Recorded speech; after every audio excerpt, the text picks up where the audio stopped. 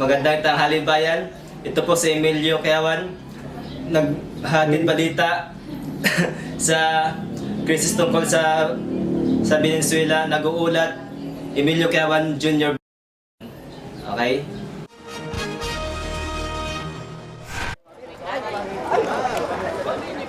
On paper, this is a rich country, yet its people are forced to shuffle along in lines for toilet paper.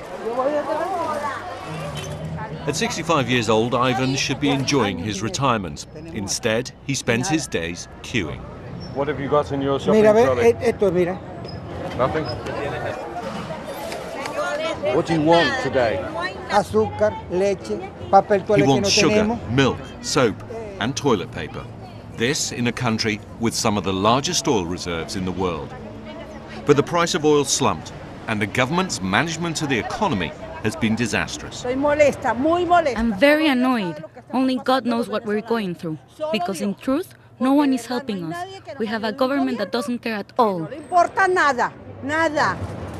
Desperation set in, which means not only has Ivan queued here for hours, he doesn't even know what for. Been here 3 hours? 3 horas. Y mira, And do you know what you're going to get when you go into the shop? no sabemos.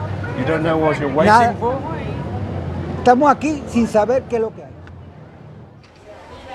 And it got worse.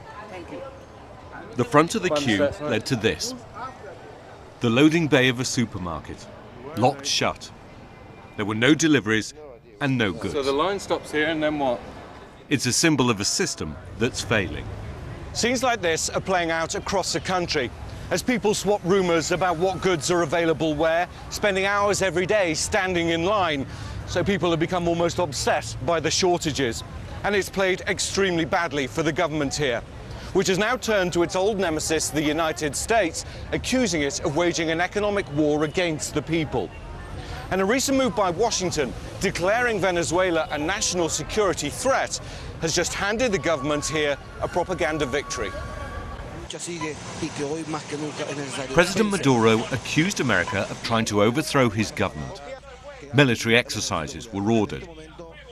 Diplomats were expelled as he rallied people to his side. Obama liked to destroy Venezuela. And if journalists from England are very good with Venezuela, they need to understand very well that at the moment, Venezuela is near to be attacked from the United States. President Obama said it was part of sanctions against 7 officials, that he doesn't really see Venezuela as a threat. But it's hampered his efforts to redraw America's image. And although it's given President Maduro a reprieve, it'll be short-lived, as Venezuela's problems only grow. There are fears the economic crisis is literally killing people. Dr. Romero is a cancer surgeon.